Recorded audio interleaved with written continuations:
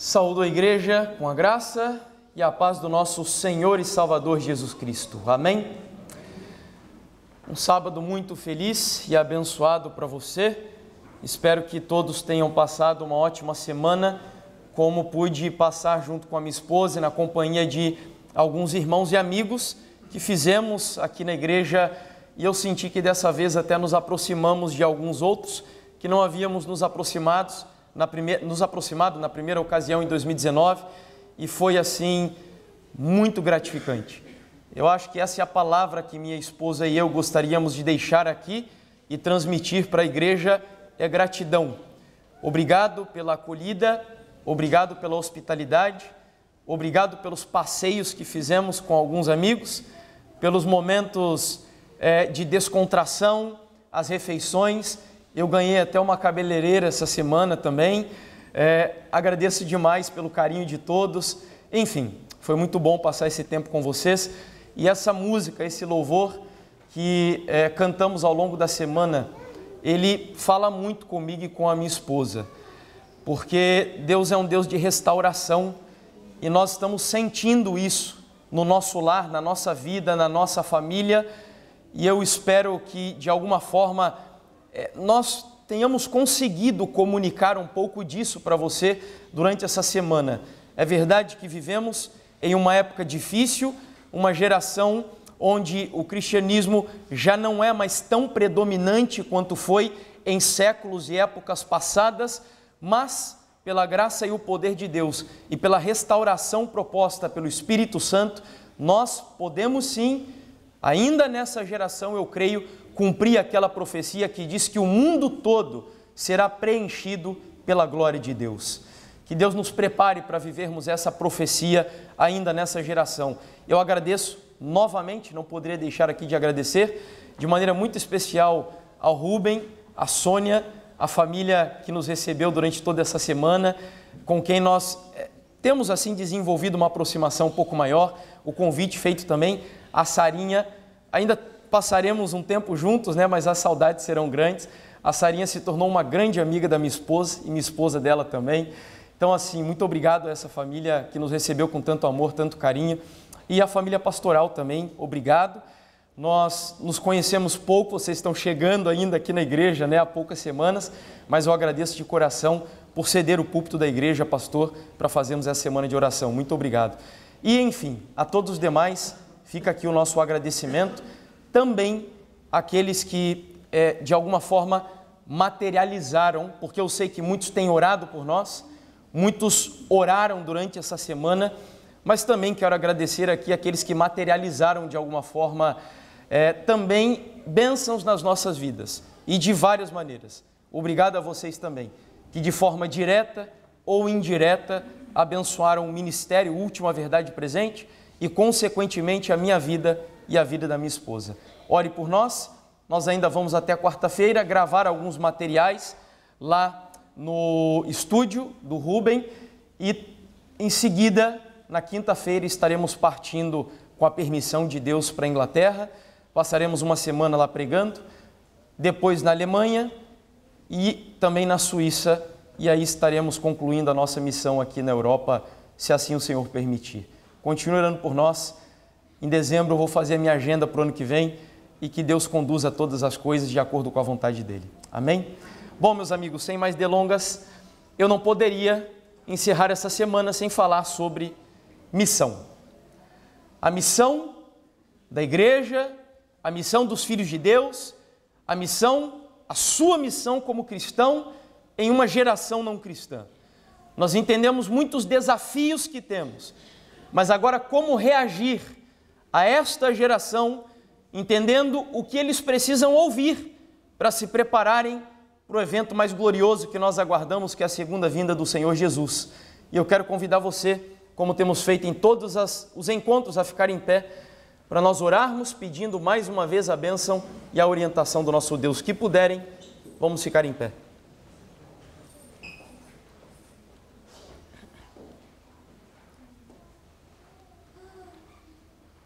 Querido Pai e bondoso Deus, eu quero te agradecer imensamente, porque depois de 2 anos bastante difíceis, desafiadores. O Senhor sabe quão ansioso eu estava por esta semana, quão desafiadora ela foi para mim, para minha esposa, depois de todo o aprendizado, depois de toda a lição, de toda a experiência que tivemos com o Senhor. Essa foi a primeira semana de oração, onde juntos pudemos, em meio às pregações, compartilhar um pouco daquilo que aprendemos de Ti, através do maior desafio da nossa vida. Mas eu quero agradecer, porque por Tua graça, nós conseguimos vencer essa semana em nome de Jesus. Obrigado. Obrigado por cada pessoa que esteve aqui, obrigado por cada um daqueles que acompanharam pela internet, obrigado pela paciência, obrigado por Tua palavra que a cada noite se renovou, mas nós ainda temos mais um desafio a cumprir nesse culto. E é por isso que eu quero pedir ao Senhor, eu me atrevo a pedir a Ti, Pai, que as bênçãos desse dia, que as bênçãos nessa pregação, sejam ainda mais poderosas do que aquelas que o Senhor já ministrou a nós ao longo dessa semana. Que o Senhor abençoe essa igreja, que o Senhor tome conta, que o Senhor assuma o controle deste púlpito, de maneira tal que este servo, este pecador, ao pregar a Tua palavra, seja ungido, seja consagrado pelo Espírito Santo, e que os Teus pensamentos sejam os meus pensamentos, e que as Tuas palavras sejam as minhas palavras. Que o Senhor me esvazie de tudo que é humano, de tudo que é terreno, e que o Senhor faça através da pregação da Tua palavra, com que o Teu reino avance mais uma vez nessa igreja em nome de Jesus. Abençoa-nos, ó Pai, esteja conosco, e eu continuo também pedindo ao Senhor, como tenho orado ao longo da semana, para que o Senhor abençoe a igreja de Espinho, que o Senhor abençoe a família pastoral dessa igreja, para que os desafios dessa igreja sejam cumpridos até o final desse ano, ao longo de todo o ministério dessa família aqui na igreja de Espinho, e que muitas almas sejam alcançadas para o reino do Senhor Jesus. Nós oramos com o perdão dos nossos pecados, esteja conosco, nos abençoe mais uma vez, em nome de Jesus. Amém, Pai. Amém. Bom, abra então a sua Bíblia, Apocalipse capítulo 14, versículos 6 até o 12.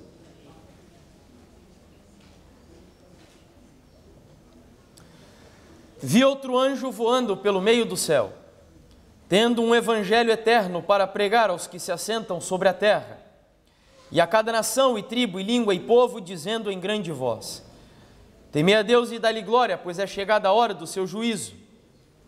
E adorai aquele que fez o céu e a terra e o mar e as fontes das águas. Seguiu-se outro anjo, segundo, dizendo: caiu, caiu a grande Babilônia, que tem dado a beber a todas as nações do vinho da fúria da sua prostituição. Seguiu-se a estes outro anjo, terceiro, dizendo em grande voz: se alguém adora a besta e a sua imagem, e recebe a sua marca na fronte ou sobre a mão, também esse beberá do vinho da cólera de Deus, preparado sem mistura do cálice da sua ira, e será atormentado com fogo e enxofre diante dos santos anjos e na presença do Cordeiro. A fumaça do seu tormento sobe pelo século dos séculos, e não tem descanso algum, nem de dia, nem de noite, os adoradores da besta e da sua imagem, e quem quer que receba a marca do seu nome. Aqui está a perseverança dos santos, os que guardam os mandamentos de Deus e a fé em Jesus. É impossível nós falarmos em missão da igreja, e especificamente da Igreja Adventista do Sétimo Dia, e ignorarmos o texto que nós acabamos de ler. A mensagem dos três anjos de Apocalipse 14 é a nossa ordem de batalha. Eu diria que é o nosso hino para conduzir o pelotão do Senhor na grande batalha final do grande conflito entre Cristo e Satanás no tempo do fim. Essas mensagens ganharam uma ênfase maior desde o movimento do grande despertar religioso de 1843 e 1844. E desde então não há mais nada da Bíblia que tenha uma importância maior, uma relevância suprema para o cumprimento da missão da igreja, do que o conteúdo que está contido em Apocalipse 14, versículos 6 até o 12. Na teologia adventista do sétimo dia, nós chamamos estas mensagens especiais, esta missão específica da igreja no tempo do fim, de verdade presente. E embora alguns acreditem que isto é uma invenção da igreja adventista do sétimo dia, não é. O conceito é bíblico, a expressão é bíblica. E nós não temos tempo aqui, mas eu poderia passar em distintas épocas da história da igreja e provar a vocês que na geração de Adão, na geração de Noé, na geração de Abraão, de Moisés, de Jeremias, de Esdras, de Guilherme Miller, de Lutero e etc., cada um deles pregaram para a sua época o que chamamos de verdade presente. E o apóstolo Pedro, na sua segunda epístola, vai dizer que por isso não deixarei de exortar-vos sempre acerca destas coisas, ainda que bem as saibais e estejais confirmados na verdade presente. Então, estar confirmado na verdade presente, digo eu, que é necessário que você a conheça, que você viva essa mensagem e que definitivamente você pregue essa mensagem. Verdade presente, como o próprio termo sugere, é uma verdade especial. Diferente daquilo que a Bíblia chama de evangelho eterno, que é uma mensagem importante no passado, é uma mensagem importante hoje, e mensagem esta que continuará tendo relevância por toda a eternidade e para todo sempre, a verdade presente não. A verdade presente é uma mensagem que Deus envia exclusivamente para cada geração. Significa dizer que em sua época há uma mensagem que Deus espera que você reparta este conteúdo com o mundo. Eu gosto muito de uma frase de Lutero, aquele que alguns dizem que foi o homem que viveu à frente do seu tempo. Se eu confesso com a mais alta voz e a mais clara expressão cada porção da verdade de Deus, exceto precisamente aquela pequena porção que o mundo e o diabo estão neste momento atacando, eu não estou realmente confessando Cristo, por mais que eu cante de galo, clamando que o estou professando. Lutero era meio ácido nas suas palavras, era meio sarcástico até muitas vezes, mas a verdade é que o que ele sugere ali é que não adianta você dizer que ama Jesus, que Jesus é tudo para você, que Jesus é o primeiro e o último na sua vida, que é o alfa e o ômega nas suas escolhas, se você, neste momento, onde tantas verdades importantes estão sendo atacadas pelo mundo, verdades bíblicas e incontestáveis e pregadas pela igreja ao longo de várias gerações, se você não é um daqueles que se posiciona de maneira sábia, prudente, mas com coragem e convicção, Lutero diz, não adianta você cantar de galo pensando que você o está professando. Dentro da teologia adventista, há uma consciência clara sobre qual é a missão da igreja no tempo do fim. E nós poderíamos passar em distintas épocas da história desta igreja e veríamos que a consciência teológica da igreja não mudou. Aqui, por exemplo, no ano de 1936, o pastor Francis Nichol diz, aí no livro que está exposto diante da igreja, que a pedra de toque de nossa pregação são as 3 mensagens no livro do Apocalipse. O capítulo 14 proveu a nota tônica para o nosso movimento desde o seu início. E agora, após a passagem de todos esses anos, essas 3 mensagens têm ainda maior significado e atualidade do que nunca antes. Eu ainda gostaria de evocar as palavras de Ellen White, que é aquela que nós entendemos ter recebido uma inspiração especial para orientar a igreja no deserto desse mundo, rumo à Canaã celestial, e diz ela que em sentido especial foram os adventistas do sétimo dia postos no mundo como vigias e portadores de luz. A eles foi confiada a última mensagem de advertência ao mundo a perecer. Confiou-se-lhes uma obra da mais solene importância, a proclamação da primeira, segunda e terceira mensagens angélicas. Nenhuma obra há de tão grande importância e não devem eles permitir que nenhuma outra coisa lhes absorva a atenção. Bom, então o que eu proponho fazermos aqui agora, diante da igreja, é um resumo ou um panorama geral da mensagem dos 3 anjos de Apocalipse 14. E nós vamos apenas entrar em alguns tópicos assim que são um pouco mais, digamos, superficiais, que no estudo mais aprofundado nós não tocaríamos exatamente neles, mas que são necessários para você compreender este panorama geral da mensagem dos 3 anjos, que é a missão da igreja, e continuará sendo até que Jesus Cristo volte.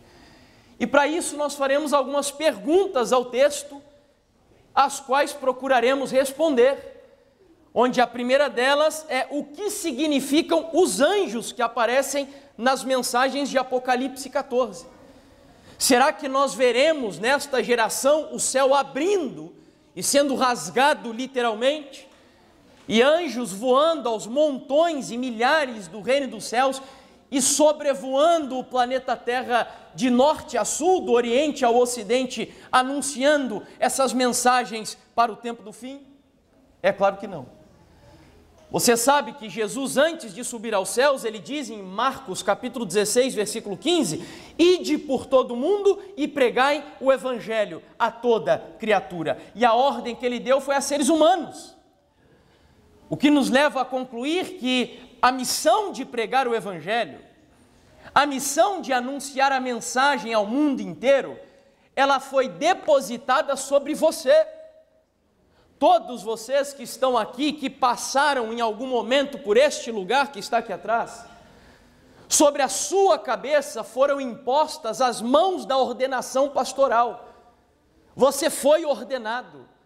Ah, mas irmão, eu nunca fui ordenado como um diácono ou um ancião na igreja. Não importa. Todos vocês que foram batizados foram ordenados a um ministério, que a Bíblia chama de ministério da reconciliação.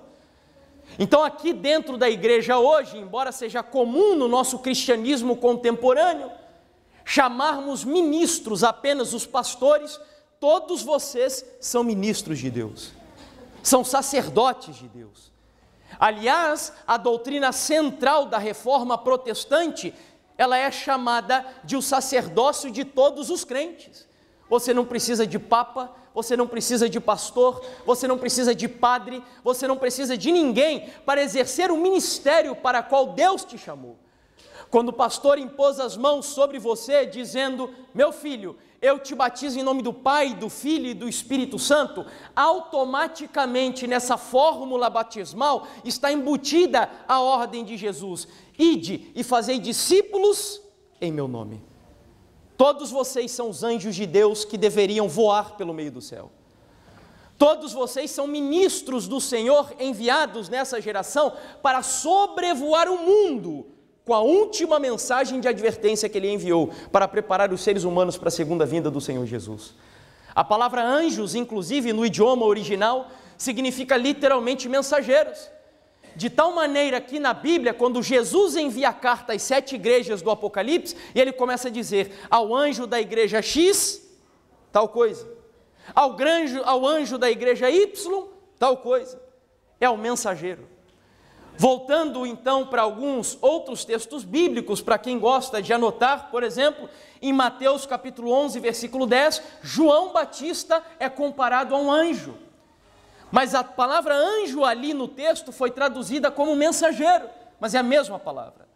Em Lucas capítulo 7, versículo 24, de novo, João Batista é chamado de anjo. Em Atos capítulo 6, versículo 15, Estevão, quando estava pregando aquela mensagem poderosa, também foi chamado de mensageiro, anjo de Deus. E aqui em Gálatas, o apóstolo Paulo, escrevendo esta carta, a igreja que vivia na Galácia vai se comparar a um anjo do Senhor, ao dizer, e posto que a minha enfermidade na carne vos foi uma tentação, contudo, não me revelastes desprezo nem desgosto, antes me recebestes como um anjo ou um mensageiro de Deus, como o próprio Cristo Jesus. Então quero dizer a você que todos vocês que foram batizados, que já passaram pelas águas do batismo, que receberam as mãos da ordenação do pastor, todos os que estamos aqui, somos ministros, anjos, mensageiros de Deus, enviados para proclamar ao mundo, nesta geração, a última mensagem de misericórdia. Então os anjos, em primeiro lugar, são os mensageiros de Deus. Mas em segundo lugar, eu preciso também, uma vez que eu entendo que anjos são mensageiros, são seres humanos, são os discípulos do Senhor Jesus, eu preciso entender o que significa dizer que esses anjos voam pelo meio do céu. Porque eu não sei voar. Eu não sei você sabe voar? Se você souber voar, diz para mim, porque o sonho da minha vida é conseguir voar. E eu acho que vai ser uma das experiências mais fantásticas quando nós chegarmos no céu, nós podermos tomar as nossas asas e viajarmos para outros mundos, conhecermos novas galáxias e termos experiências fenomenais que nós nem conseguimos imaginar aqui. Aliás, vocês já ouviram falar de um cantor brasileiro chamado Zeca Pagodinho? Já ouviram? Não? Por lá ele é meio conhecido. E aí, certa vez, entrevistaram-no em um programa bastante famoso da Globo, que passa aos domingos à noite, que é o Fantástico, e perguntaram a ele se ele preferiria ir para o céu ou para o inferno. Sabe o que ele respondeu? Que ele prefere ir para o inferno. E ele disse o seguinte, ele explicou, que ele prefere ir para lá, porque no céu ele não consegue se adequar a essa visão meio chata, etérea, de um mundo onde você vai ficar sentado, tocando harpa o dia inteiro e olhando para o nada. Essa é a visão que as pessoas têm do céu. E aí diz ele que ele preferia ir para o inferno, porque lá vai ter mulheres, vai ter bebida, vai ter um monte de coisa. Coitado, nem sabe do que está falando. Mas a verdade é que as pessoas têm uma noção errada de céu. O céu vai ser a experiência mais espetacular que nós poderíamos ter na nossa vida, meus amigos. Se hoje você precisa de microscópio para olhar algumas coisas, no céu, a sua capacidade de visão será tão poderosa que é lógico que é um exagero, mas talvez você seja capaz de olhar a fotossíntese de uma planta sem precisar de microscópio. Nós faremos coisas espetaculares lá, mas voltando aqui, fechando parênteses, hoje eu não sei voar ainda. E a Bíblia diz que os anjos de Deus, os discípulos de Deus, os pregadores da mensagem do Senhor nessa geração, voam pelo meio do céu. O que significa isso? Em primeiro lugar, significa que essas mensagens, elas não foram desenvolvidas nos corredores de uma academia teológica.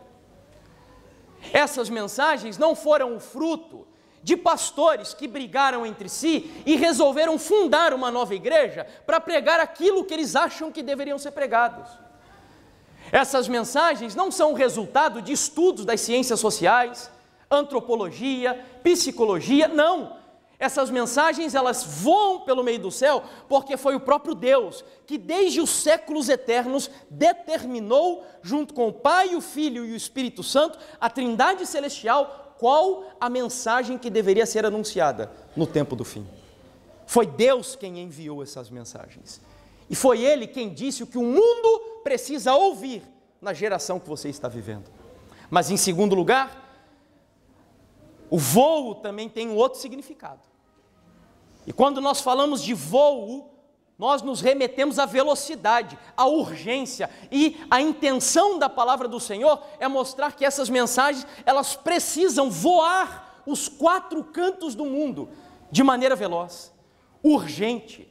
Como diz Ellen White, o mundo todo está esperando para ouvir a mensagem da verdade presente. Pessoas aguardam escutar essa mensagem. E eu fico triste hoje quando eu vejo adventistas do sétimo dia tendo vergonha de pregarem a mensagem que Deus deu a você e que o mundo está esperando para ouvir. É lógico que eu devo ser empático, é lógico que eu devo ter compaixão, é óbvio que eu devo ser estratégico, mas nunca ter vergonha da mensagem, como diz o apóstolo Paulo. Não se envergonhe do Evangelho, porque o Evangelho é o poder de Deus para a salvação de todo aquele que crê. A mensagem é urgente, a mensagem é veloz, porque na Bíblia os anjos não aparecem voando a todo momento. Deus poderia ter colocado anjos ali sentado, por exemplo, como Gabriel, que sentou sobre a pedra que foi rolada da tumba de Jesus. Os anjos aparecem na Bíblia andando e fazendo coisas distintas, mas aqui Deus escolheu colocá-los voando pelo meio do céu. E porque anjos são obedientes, anjos são zelosos com as coisas de Deus, anjos são comprometidos com os propósitos e os desígnios de Deus e são abnegados. E quando Deus compara vocês e a mim como anjo do Senhor, a intenção também é demonstrar que nós devemos obedecê-lo, nós devemos consagrar a nossa vida a Ele para cumprir dentro da sua vocação, o sagrado ministério. Mas ainda uma terceira aplicação também que nós poderíamos fazer. E essa daqui, eu vou precisar emprestar as conclusões de um teólogo adventista, que é o Dr. Larry Lichtenwalter. Ele vai nos propor uma conclusão do que é voar pelo meio do céu a partir de um paradoxo, de uma contraposição. Na Bíblia existem dois grupos ali, os que voam pelo meio do céu e os que habitam sobre a terra. E na Bíblia, os filhos de Deus não são aqueles que habitam sobre a terra. Aqui está a conclusão do pastor, onde ele diz que aqueles que habitam sobre a terra, no Apocalipse, é um termo técnico nesse livro para designar descrentes e inimigos de Deus. Então, todas as vezes que você ler o Apocalipse, você encontrar a expressão aqueles que habitam sobre a terra, a intenção é designar ímpios, rebeldes, pessoas que desobedecem a Deus. Por outro lado, os filhos de Deus no Apocalipse são os anjos que voam pelo meio do céu. Qual é a intenção de Deus com isso? Os que habitam sobre a terra são aqueles que trabalham aqui, que têm casa aqui, que têm família aqui, e nós começamos essa semana de oração exatamente com isso, que estudam aqui, mas estão tão focados nisso tudo, que criaram raízes nesse mundo, a ponto de, ao ouvirem a mensagem, saiam de Babilônia, eles não saem de lá.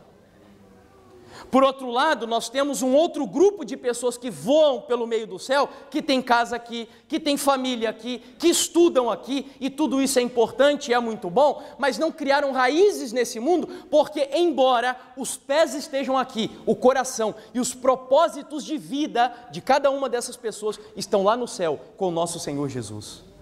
Assim como Daniel, os pés em Babilônia, mas o coração em Jerusalém.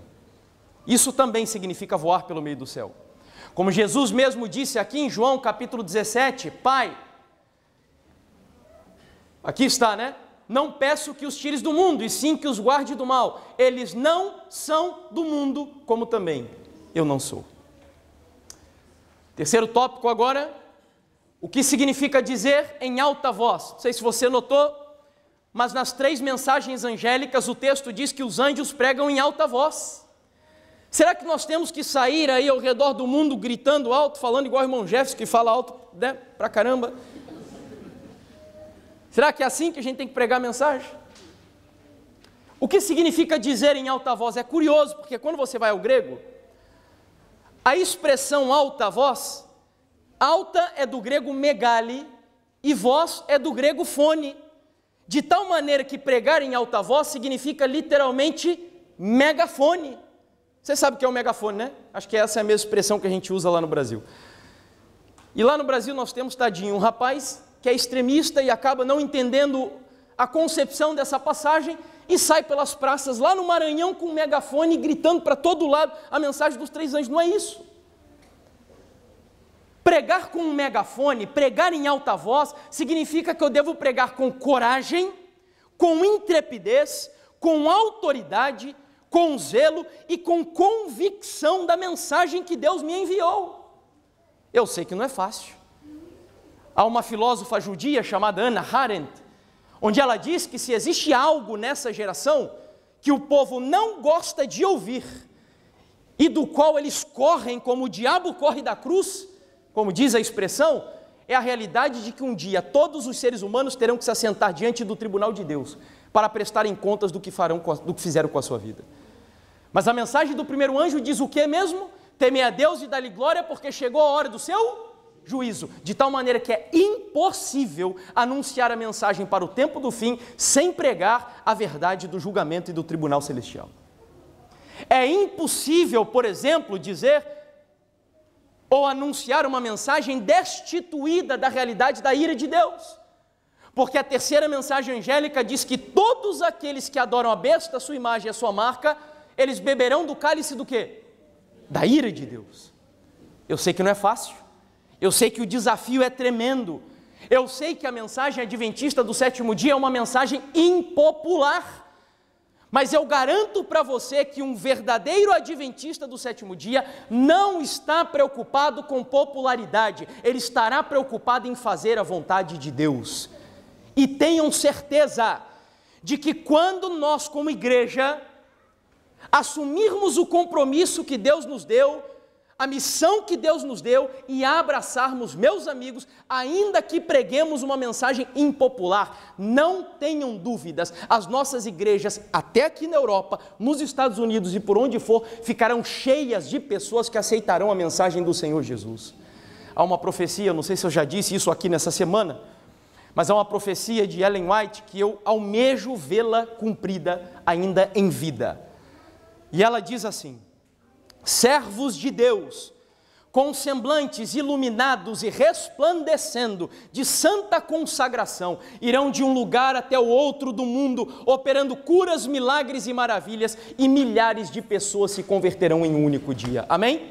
Um único dia. Por causa da mensagem de Deus e de uma vida consagrada a Ele. Mas ainda, pregar em alta voz tem outro significado, eu quero compartilhar com você aqui, que é um significado mais específico. E aqui nós temos uma experiência entre Maria e Isabel, que ficaram grávidas num período de espaço de tempo próximo. E quando Maria vai visitar a sua prima Isabel, diz a Bíblia que aconteceu que ao ouvir Isabel a saudação de Maria, a criancinha saltou no seu ventre. Um pequeno parênteses aqui. Só esse texto é suficiente para mostrar que todo filho de Deus jamais poderia ser um defensor do aborto. Jamais. Jamais.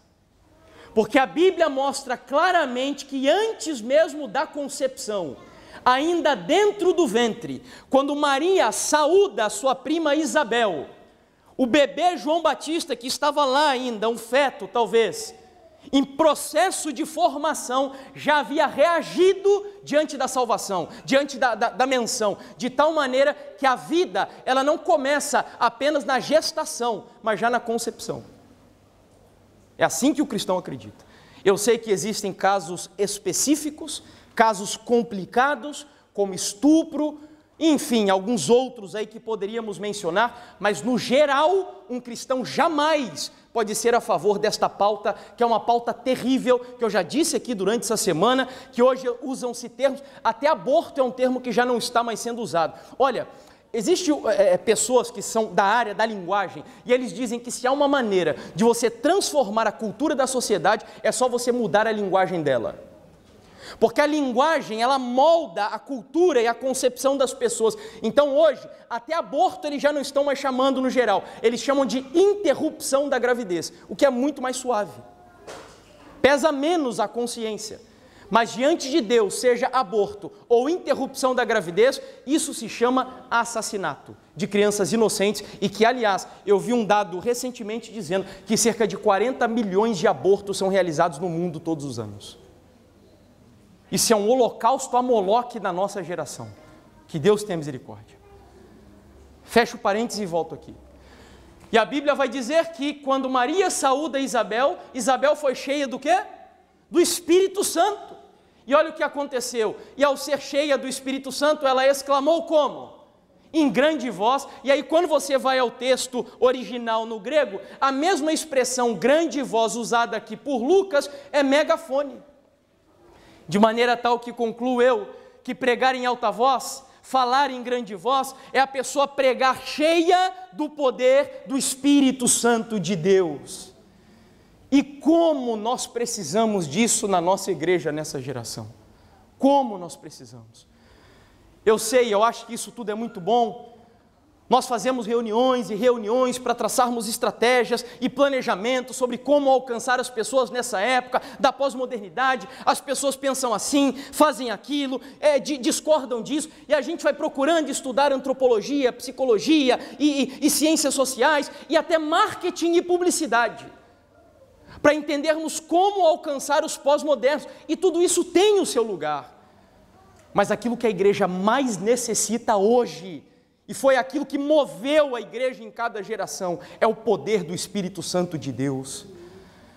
Meus irmãos, há uma frase de um teólogo protestante chamado E.M. Bounds, onde ele diz assim: Deus não unge métodos, Deus unge homens. Nós estamos em busca dos melhores métodos, mas Deus está em busca dos melhores homens.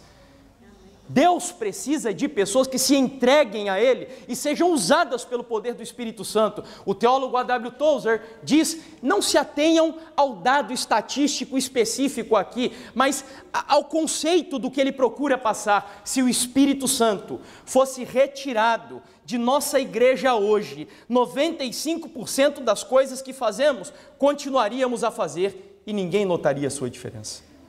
Se o Espírito Santo fosse retirado da igreja primitiva, 95% das coisas que fariam iria cessar e todos notariam a diferença. Você entendeu o que ele está passando aqui? Nós precisamos desesperadamente do poder do Espírito Santo de Deus. Fazer reuniões de clamor a Deus pelo derramamento do Espírito Santo, a bênção do Espírito Santo, pedindo e falando mais sobre esse assunto, inclusive Ellen White diz isso dentro da igreja.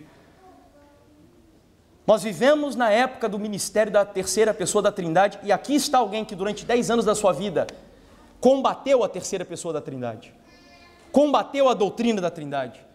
Disse que a igreja adventista do sétimo dia era a Babilônia por causa de acreditar no Espírito Santo como Deus e pessoa. E hoje eu entendo por quê. Porque assim como o diabo tremia naquela época ao ver Jesus nascer, e ele tentou matar o bebê Jesus de todas as maneiras, hoje o diabo tenta matar de alguma forma o ministério do Espírito Santo. Seja usando pessoas que o rejeitem, ou seja usando pessoas que vão usá-lo ao invés de serem usadas por ele. Com dom de línguas, essas coisas estranhas aí que a gente vê ao nosso redor e que são fruto de falsos reavivamentos, mas indubitavelmente nós necessitamos do poder do Espírito Santo do Senhor. Então, em primeiro lugar, os anjos representam os seguidores de Jesus. Em segundo lugar, voar pelo meio do céu significa dizer que essa mensagem é celestial. Essa mensagem deve ser proclamada com urgência e rapidez. E por fim, que nós vivemos aqui, mas a nossa vida deve estar devotada ao reino de Deus. E em terceiro lugar, como acabamos de ver, pregar em grande voz significa pregar com coragem, com convicção, com lealdade, com autoridade, acima de tudo, com o poder do Espírito Santo do Senhor. Quarta pergunta, já estamos aqui na metade. O texto diz que essas mensagens devem ser pregadas a toda nação, tribo, língua e povo. E aí é a parte mais fácil do texto. Porque é óbvio que quando eu leio isso, embora vocês estejam aqui, na região de Espinho, no território da União Portuguesa, esta igreja é uma igreja que tem uma missão o quê? Só em Portugal? Não, a igreja adventista do sétimo dia tem uma missão mundial. E é por isso que esta é uma igreja mundial, com divisões em todo o mundo, espalhada pelo mundo inteiro, e eu ainda espero que Deus me dê a alegria de participar de uma assembleia de associação geral, que deve ser a experiência mais maravilhosa do que é ser um adventista do sétimo dia. Culturas diferentes, reunidas de maneira diferente, adorando a Deus até, apesar dos princípios mantidos, mas de formas diferentes, mas com o mesmo propósito, uma mesma finalidade. Certa vez eu ouvi um pastor adventista do sétimo dia dizendo que só existem 2 igrejas católicas no mundo. A igreja católica apostólica romana, é verdade que tem a ortodoxa, mas a católica romana, sem dúvidas, é a mais influente, e a igreja católica adventista do sétimo dia. Por que católica adventista? Como assim, irmão? Você está sugerindo que a igreja adventista tem raízes em Babilônia? Não, não tem nada a ver. É que a palavra católica significa o quê? Universal. Então nós sabemos que a batalha entre o bem e o mal no tempo do fim envolve 2 sistemas de religião e adoração. Um falso e um verdadeiro. E esses 2 sistemas têm um objetivo: fazer com que o reino de Deus avance no planeta Terra. Aliás, a igreja romana, ela interpreta a profecia, não sei se você sabia, de Apocalipse de Daniel 2, da estátua de Daniel. Influenciada por Santo Agostinho, eles entendem que a pedra que bate nos pés da estátua não é a volta de Jesus. Sabe o que é a pedra que bate nos pés da estátua, de acordo com a escatologia papal? Sabe o que é? a igreja que se estabelece aqui e que avança e predomina pelo mundo inteiro, de tal maneira que faz parte da escatologia papal o domínio civil e religioso do mundo. Mas por outro lado, Deus suscita também um movimento com uma missão mundial. E eu acho fantástico aqui, o nosso presidente mundial, pastor Ted Wilson, em 2016, não sei quantos viram o sermão que ele pregou na Assembleia desse ano. Quem não viu, veja. Foi um sermão espetacular. Mas essas palavras dele são da reunião de 2016, uma reunião do concílio, se eu não me engano, anual, onde ele disse assim: faço um apelo aos adventistas do sétimo dia em todo o mundo para concentrarem a sua atenção em Cristo, sua justiça, sua palavra, seu serviço do santuário, o seu poder salvador no grande conflito, as mensagens de seus 3 anjos, sua mensagem de saúde, sua missão dos últimos dias aonde? Ao mundo e sua breve segunda vinda. Então nós temos uma missão mundial, uma igreja mundial para cumprir uma missão mundial.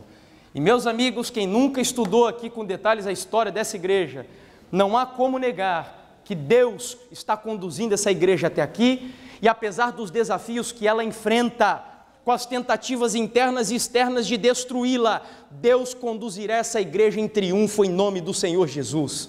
Ela seguirá até o fim porque está profetizado. É uma igreja mundial com uma missão mundial. Bom, o 5º tópico, e esse é demasiadamente importante. Você não pode se equivocar aqui, porque você colocará a missão em risco, inclusive. A Bíblia diz que nós devemos ser simples como as pombas, mas prudentes como a serpente. Então, ao pregar a mensagem dos 3 anjos, eu devo entender que elas têm uma sequência e são acumulativas. Ellen White mesmo sugere isso, aqui no livro Mensagens Escolhidas. Ela diz que a primeira e a segunda mensagens foram dadas em 1843 e 1844, e encontramos-nos agora sob a proclamação da terceira.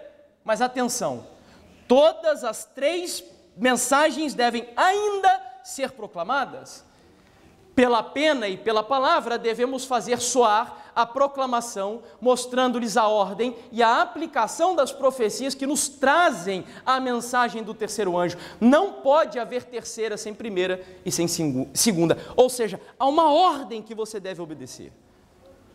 Elas são cronológicas e são acumulativas, e aí está a estratégia. Não façam. Eu não lembro, como eu já disse, se foi aqui que eu falei, se foi nas gravações, se foi tanto nas gravações como aqui, mas eu vou repetir. Se eu repetir, perdoe o meu esquecimento. Mas não façam como o meu sogro, que ao dar o meu primeiro estudo bíblico, eu era católico e na época eu namorava com a Bruna, e ele viu que o namoro estava ficando sério, e ele me chamou para dar estudo bíblico, para receber estudo bíblico. E eu, claro, como estava interessado na Bruna, ela tinha 14 anos e eu 15, eu peguei a minha Bíblia, versão Ave Maria, coloquei debaixo do braço e fui para o estudo. Conquistar o sogrão, né? Claro. Mas quando ele começou a dar o estudo, o primeiro estudo bíblico que ele me deu, sabe qual foi? Ele disse que eu tinha que guardar o sábado, que eu não podia comer carne de porco e quem era a besta do livro do Apocalipse. Já pensou? Primeiro estudo bíblico para um católico chegar assim já. Essa é uma ideia para quem é pai de menina aqui dentro da igreja. A hora que chegar um gajo folgado, como a gente diz no Brasil lá, para conquistar a tua filha, dá um estudo bíblico assim, que ele só vai ficar se realmente se converter, senão ele vai cair fora, né? Meu sogro tentou, não deu certo. Aqui está a ordem, a mensagem do primeiro anjo, o conteúdo resumido básico é esse aí.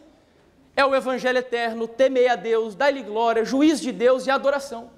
A mensagem do segundo anjo é a Babilônia, o vinho de Babilônia, são as doutrinas equivocadas de Babilônia e o convite para sair dela.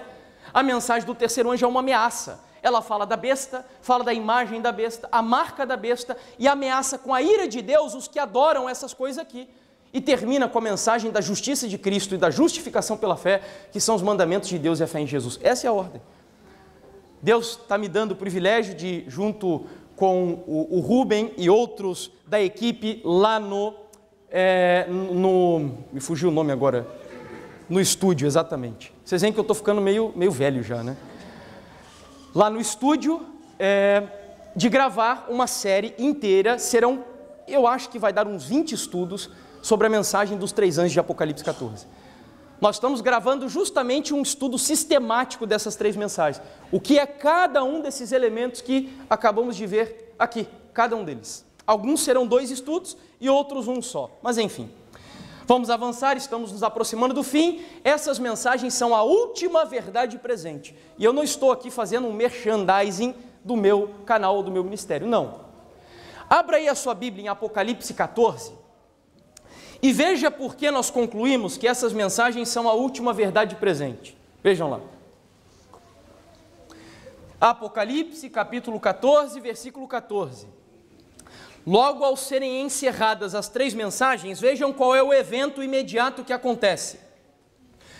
E olhei, e eis uma nuvem branca, e assentado sobre a nuvem um semelhante ao Filho do Homem, que tinha sua cabeça, ou na sua cabeça, uma coroa de ouro, e na sua mão uma foice aguda. Me ajude. Que evento é este que está sendo descrito aqui agora, nesse momento? Quem é o Filho do Homem? Jesus. Mas que momento do ministério de Jesus está sendo descrito aqui? O que ele está fazendo? Está o quê? Voltando. Então é a volta de Jesus. De tal maneira que concluímos então que ao encerrarem-se as mensagens dos 3 anjos, o evento imediato é a segunda vinda de Jesus. Concluímos, portanto, que a mensagem dos 3 anjos não são apenas a verdade presente, mas elas são o quê? A última verdade presente. E é por isso que Ellen White vai usar essa expressão várias vezes. Última mensagem de misericórdia, último convite divino. E ela usa muitas outras expressões, dando a entender que nós vivemos na geração conclusiva da história da igreja nesse mundo. Querem ver só uma coisa? Me ajude aí. Dos 3 compartimentos do santuário celestial, Jesus está em qual deles? No terceiro, que a gente chama de quê? Santíssimo, ou Santo dos Santos. Das 3 mensagens angélicas de Apocalipse 14, nós estamos na época de qual mensagem? Da terceira, que engloba as 2 anteriores. Dos 3 Elias na Bíblia, e eu já estudei isso aqui com vocês em 2019, o Elias do Antigo Testamento, do Novo Testamento e o escatológico do tempo do fim, nós estamos na época de qual Elias? Do terceiro, que é o último. Você entendeu? Para onde você olha, é o último, é o fim, é a conclusão, é a consumação, enfim. Sabe o que isso significa? Que muito provavelmente a sua geração seja a última que pisará na história do pecado no planeta Terra, porque eu creio que nesta geração nós podemos sim ver Jesus rasgando as nuvens dos céus e voltando em poder e grande glória. Eu acredito nisso. É a última mensagem de advertência. Isso é muito solene, porque chegará um tempo onde as pessoas vão viajar de um lado para o outro, elas vão correr de um lado para o outro, com fome e com sede, mas não de pão e não de água, mas de ouvirem a palavra de Deus, porque hoje ainda é tempo de misericórdia. E olha, deixa eu dizer algo, todos vocês que estão aqui, eu não sei se todos são adventistas, se há visitas aqui, eu não sei, mas você aqui hoje, nessa manhã, é o cumprimento dessa profecia. A profecia que diz que toda pessoa, nação, tribo, língua e povo ouvirá essa mensagem, e você está aqui hoje cumprindo esta profecia.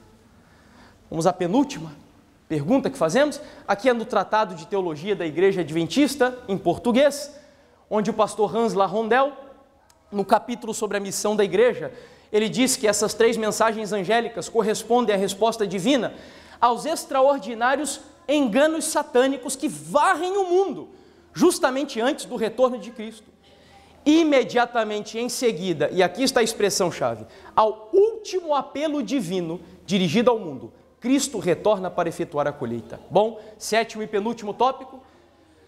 É impossível você entender a mensagem dos 3 anjos se você não estuda essas mensagens à luz daquela que é a doutrina mais importante, daquela que é a crença fundamental da Igreja Adventista do 7º dia. Que crença é essa? O santuário.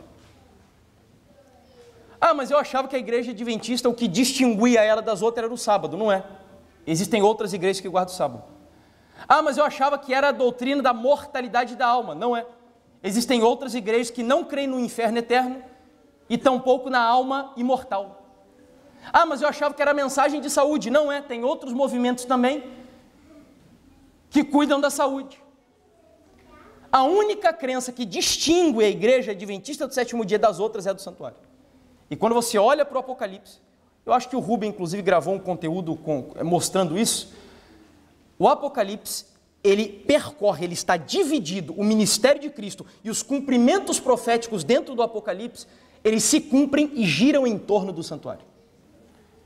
E quando nós falamos do tempo do fim, em Apocalipse 11, o Apocalipse, se nós pudéssemos dividir ele em dois apenas, ou seja, história e profecia, o capítulo 11 e 12 seria o miolo central do livro. É onde a parte histórica passou e onde profecias futuras vão começar a ser apresentadas. E aí vejam como o capítulo 11 encerra com o santuário, dizendo assim: abriu-se então o santuário de Deus que se acha no céu, e foi vista a arca da aliança no seu santuário, e sobrevieram relâmpagos, vozes, trovões, terremoto e grande saraivada. Ou seja, o capítulo 11 termina com um compartimento no santuário celestial abrindo. Que compartimento é esse? Santíssimo, alguém disse. Como você sabe que foi o Santíssimo? Porque tem o quê? A arca da aliança. Perfeito. Então, para nós que já estudamos Daniel, nós sabemos que qual foi o ano em que o Santíssimo se abriu definitivamente para Jesus dar início ao seu último ministério naquele lugar. Que ano foi? 1844. Então, Apocalipse 11, 19 aponta para 1844. A partir dali, está deflagrada uma batalha contra a igreja. No capítulo 12 surge o dragão, no capítulo 13 a besta que sobe do mar e a besta que sobe da terra. No capítulo 14, Deus levanta 3 anjos, a batalha está anunciada. É a trindade impura contra os 3 anjos de Apocalipse 14. A mensagem falsa e a mensagem verdadeira, a adoração distorcida e a adoração genuína. Quando eles terminam a batalha e o último ser humano no planeta Terra ouve a mensagem e tem a oportunidade de tomar a sua última decisão, abra comigo a Bíblia em Apocalipse 15 para você ver o que vai acontecer. Apocalipse capítulo 15. E nós vamos ler versículo 5 em diante. Versículo 5. Depois destas coisas olhei e abriu-se no céu de novo o santuário do tabernáculo do testemunho. É o Santíssimo abrindo mais uma vez. E os 7 anjos que tinham os 7 flagelos saíram do santuário, vestidos de linho puro e resplandecente, cingidos ao peito com cintas de ouro. Então um dos 4 seres viventes deu aos 7 anjos 7 taças de ouro, cheias da cólera ou da ira de Deus que vive pelo século dos séculos. Agora atenção, e o santuário se encheu do quê? Fumaça, procedente da glória de Deus e do seu poder, e ninguém podia o quê? Entrar no santuário. Pergunto, o que isso significa? O Santíssimo aparece de novo, só que agora ninguém mais pode entrar ali, e é lógico que isso é espiritual, é simbólico. O que significa dizer que ninguém mais podia entrar no Santíssimo com Jesus? Que evento que é esse que a gente chama na escatologia adventista? É o quê? Fechamento da porta da graça. Então, a batalha final do grande conflito entre a trindade espúria e a mensagem dos 3 anjos acontece no contexto do Santíssimo, de tal maneira, eu tenho dito isso, e eu falei aqui em 2019, que para o diabo hoje conseguir destruir um adventista do sétimo dia só tem uma forma. Sabe qual é? Retirar a sua mente do lugar santíssimo. Ellen White teve uma visão onde ela vê o 3º anjo vindo para o planeta Terra, anunciando a sua mensagem, e ela diz que todos aqueles que aqui no mundo receberam a mensagem do 3º anjo, o 3º anjo aponta para o lugar santíssimo, e a mente de todos aqueles que recebem a mensagem entra dentro do Santíssimo com Jesus. Só uma maneira do diabo destruir você, é fazer você negando a mensagem do lugar santíssimo. É a mensagem dos 3 anjos. Então essa é a guerra, é a batalha final.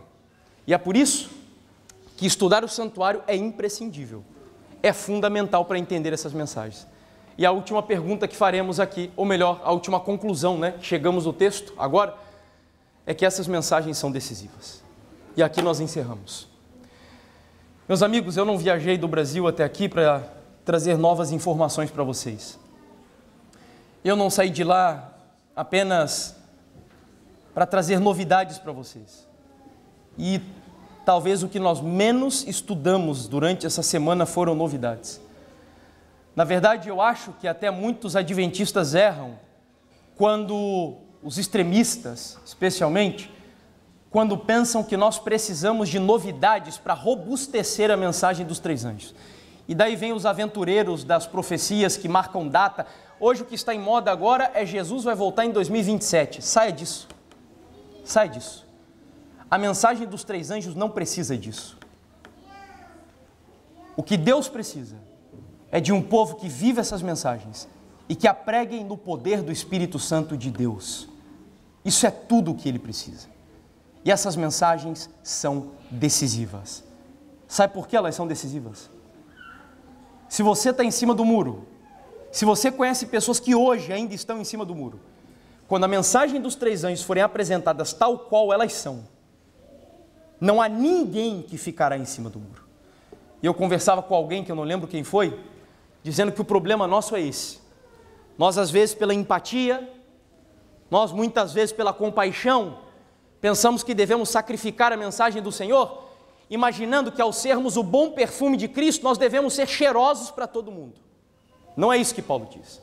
Sim, você deve ser o bom perfume de Cristo, mas ele diz claramente que para alguns, você será o quê? Cheiro de vida para a vida, mas para outros, cheiro de morte para a morte. O Evangelho é isso. Você prega, para alguns, ele fere e cura, para outros, ele só fere, porque não querem ser curados. Quem será você nessa história? A mensagem dos três anjos, depois você lê na sua casa, terminam com a volta de Jesus, com uma foice afiada na mão, e um anjo dizendo, ceifa a seara da terra, porque a seara da terra já amadureceu, o que significa que está pronta para a colheita. Mas quando você avança no texto, você entende que a seara madura são os salvos, são os justos, é o trigo, que Jesus vem agora e ceifa para a colheita. E você sabe que no antigo Israel, para que a seara amadurecesse para a colheita, tinha uma chuva que caía, que era a última chuva, preparando então a seara para o seu amadurecimento. Como é o nome dessa chuva, você lembra? Chuva serôdia.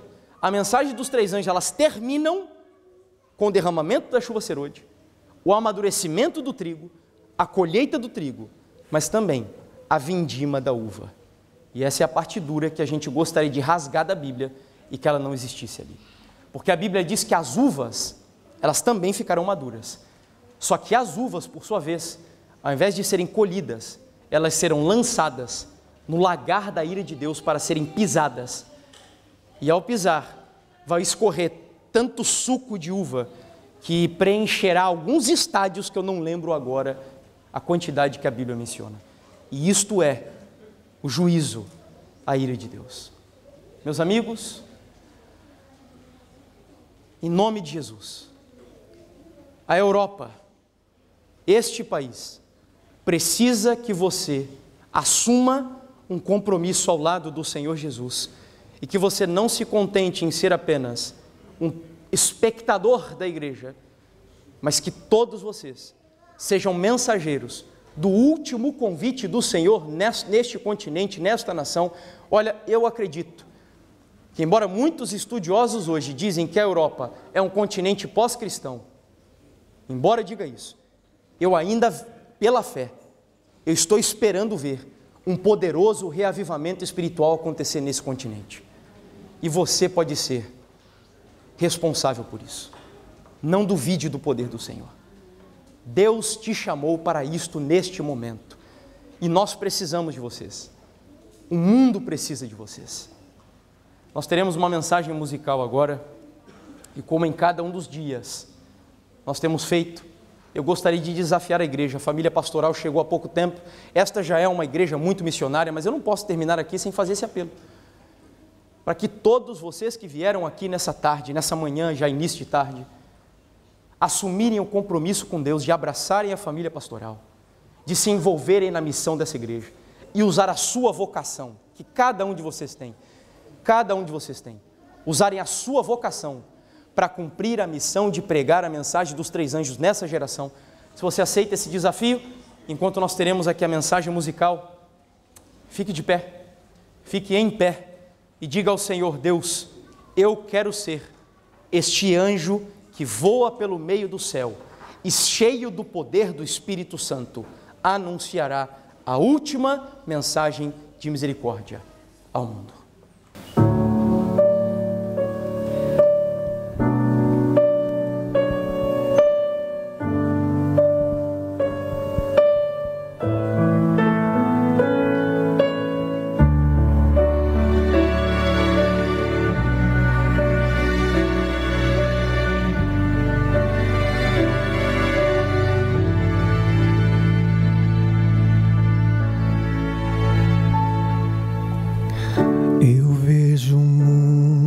Carente de esperança, eu vejo a vida perdendo seu valor. O mundo em que a maldade e o terror promovem guerras e mortes. Não é possível viver sem esperança, sem a certeza do amanhã. Mas sei que à frente dessa guerra existe um rei, e ele já venceu na cruz. Eu sei que em breve verei meu Salvador vindo nas nuvens me encontrar. E a esperança que um dia eu sonhei vai estar sorrindo para mim. Eu creio em Deus, meu Senhor e Rei.